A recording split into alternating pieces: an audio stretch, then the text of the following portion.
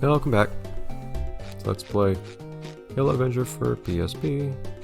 So the thing is, this pup was actually here as opposed to like at the movie theater or something at random. I guess I just kind of assumed you would be here. Poppy.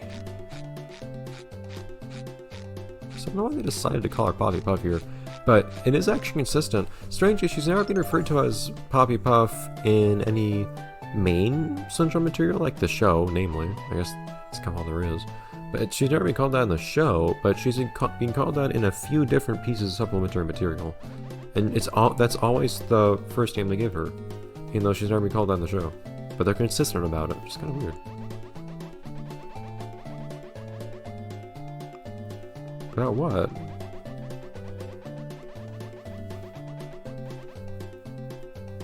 The noodliest. Somebody's probably made a Gorillaz joke about the good noodle thing before, I'm sure. Yeah!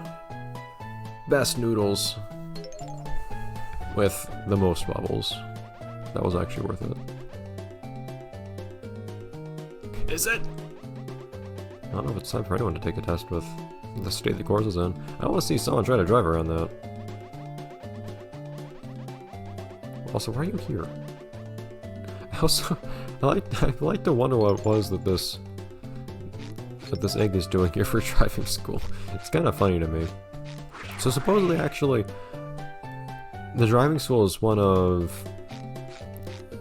Well, so I was reading up on Mrs. Puff's Spongebob wiki page recently, and Mrs. Puff was actually apparently named as the most important character for the history of the show by Steven Hillenburg at one point, because without Mrs. Puff the show wouldn't have actually gotten greenlit. The Nick execs actually weren't too fond of the idea, I mean Nickelodeon's own history of knowing of course precisely what's going to be successful on their network. They didn't like the idea of a show where the protagonist was an adult.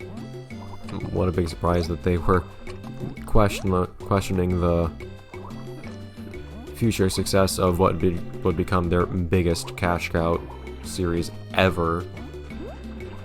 Also, there's just a floating platform that lets me come through here now. Jeez, why couldn't game? There just wasn't that platform there before. I imagine now, up here, I can't go up here just at random, and there will be something up here that lets you come up here later. Oh, I can come up here. That's a big coin just sitting there. That's kind of cool looking. It's a cool looking coin. I think it's a coin. But so the suits at Nick weren't too happy with the idea. So they wanted SpongeBob to at least be in school or something like that. So the compromise was for Steven Hillenburg to put SpongeBob in boating school so he could still be an adult.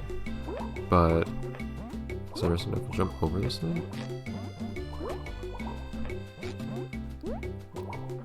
Using the box? But so that was how SpongeBob managed to actually get greenlit, even though the boating school didn't end up being like a particularly defining feature of the show. But I guess the very few school-esque settings and plots that the show has had have related to the boating school, which is kind of that's a really questionable camera angle, geez. Especially if I'm trying to jump on things. Ah, can't go up there. Oh, that coin. The camera should probably like rotate to look upwards and say, hey, there's something cool here that you'll want to come back for later. But no, I just have to notice it myself and other oblique camera angles that accidentally show it off. But for instance, the cliche taking care of a fake baby plot that even SpongeBob managed to pull off at one point, that being in the form of an egg. I like how it doesn't really matter that much if you actually timer jumps on that platform, because you can still get across it anyways. It's spinning.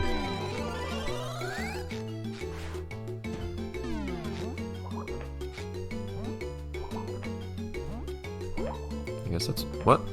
Oh, that's not what you do. Do I just have to throw it at the... You can defeat enemies by throwing the box at them, can't you? So I guess that's the same idea. Why is... oh, one thing that's really annoying here, you land on the ledge of this, It activates and then deactivates. Hey! I did not give you permission. To disappear. Man, the game was kind of generous to me there. Kind of like the... There you go. Whoops. The block's kind of stuck to the conveyor belt in a weird way.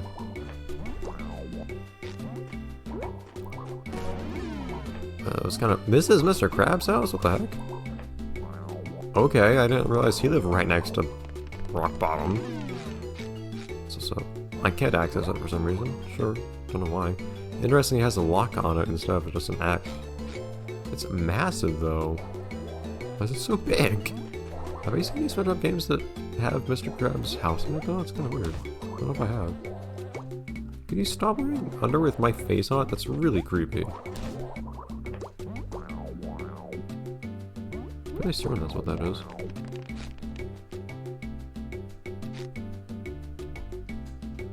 Anyways... I didn't accidentally suck on that jellyfish earlier, did I? No. I was using my attractive power in close vicinity to the jellyfish, I wasn't sure.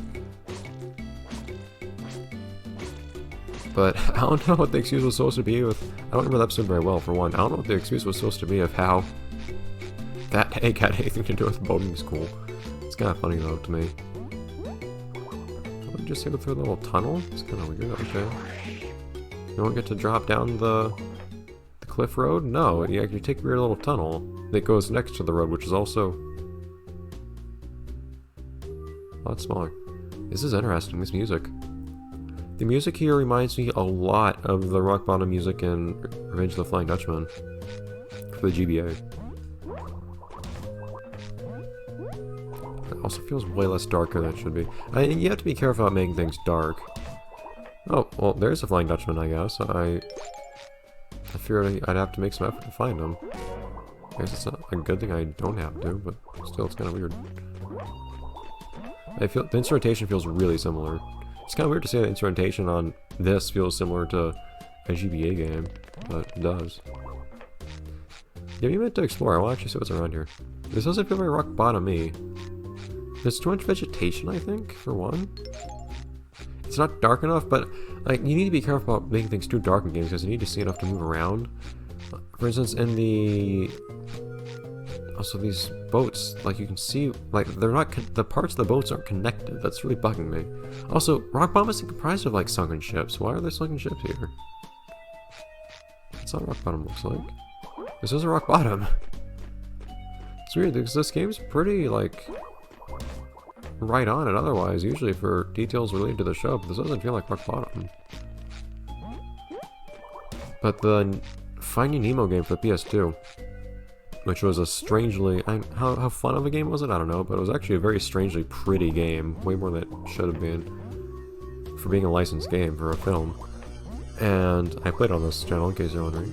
You want to see it, you want to see what I'm talking about. But there are some darker levels in that game, which are appropriately dark. But the thing is, it's a little tricky to see in those levels because of it. Like, it's real atmospheric and it feels like it should be the way it is. Since when is the king jellyfish down here? Oh.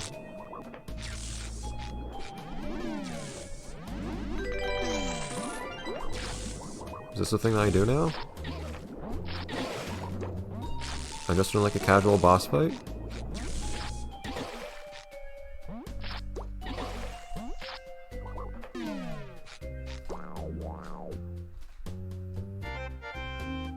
What? Okay. Oh, that's the queen jellyfish. Excuse me.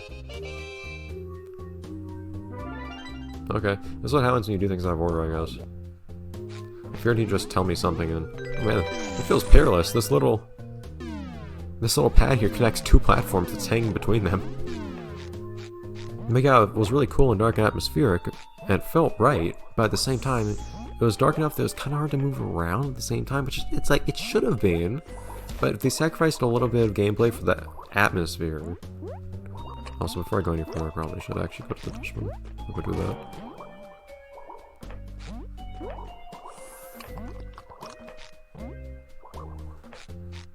So, it's tricky. But at the same time, Balcony and Bomb and lots of SpongeBob games, I think, have done a fine job of implementing rock bottom that, oops, that felt like rock bottom. Whatever. I like how his response to falling into a pit is bouncing off in another direction. What? Darn it, game! No! Why must you disallow my abuse of checkpoints? Why do you actually have checkpoints now? No, there's an enemy that's respawned. Ah! Stupid momentum and whatnot. But I can't occupy the same space as that enemy because he takes forever to disappear. If he lost collisions as soon as he disappeared, that'd be one thing, but that's not how it works. Jump! I have a hard time jumping off of those things, that's why I always try to avoid them. Start to time a jump off of them because it takes it like a full second or so for you to actually jump after you press the jump button. Sometimes you don't jump at all. And the color's just not right, and the decor isn't right. So basically everything isn't right here. Which is weird because the sign looked representative of rock bottom because it was just like a rock bottom building. Yes, I guess this is just gonna loop around at some point. And I'll come back through the path to my right. Whoa, jeez, hands off, Dutchman. Personal space. Also, you're not rendering quite right, but I think that's just a problem with the emulator. They're playing to what? What are they playing to do?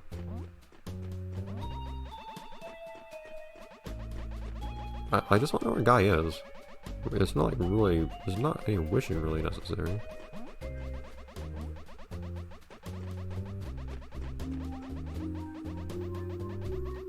Or we get special dialogue if you actually just get everything for him and then talk to him. Or it might be more like Larry where they just skip the initial— Stop that, please! Skip the initial exchange in an awkward fashion. Soul bag.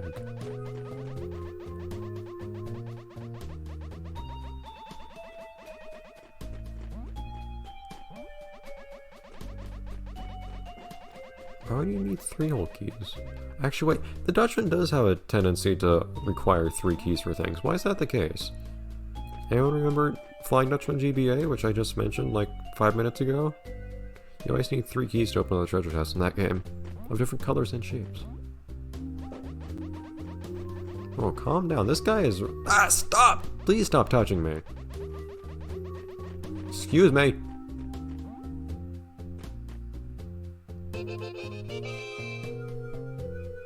Complete. Wait, what? Oh, search. Okay. Look for the Dutchman here. In rock bottom. Not search it because he asked you to. Okay, fine. Flying Dutchman.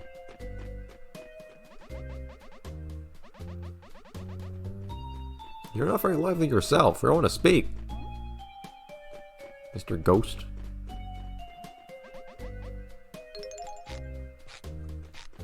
Anyways. Captain Ghost, you might prefer. We're at episode time, it looks like. We are. So I guess we should end things up. I'll just get back to where I was after the little mini-boss that I just accidentally beat, I guess.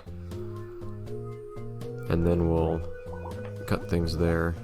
So we managed to spend an entire 5-episode recording session just getting to rock bottom and starting, or actually finding out what our mission is here. That's how this game is, it feels like. Some very slow progress, because you just need to dot all your I's and cross all your T's. You need to be sure of everything. Why is there like a little car, whatever here? A little car lift. Boat lift, I guess you'd say here. In these parts. But okay. And we definitely accomplished a lot of stuff these past few episodes. It's just, we only just now actually got to where we were supposed to be a few episodes ago. Amusingly. Anyways. Not doing much there. I guess this is where it loops back around. Or something like that, vaguely. Or maybe not. We'll see. Anyways, welcome. I'll see you guys next time in the next episode of Not Quite Rock Bottom. Bye everyone.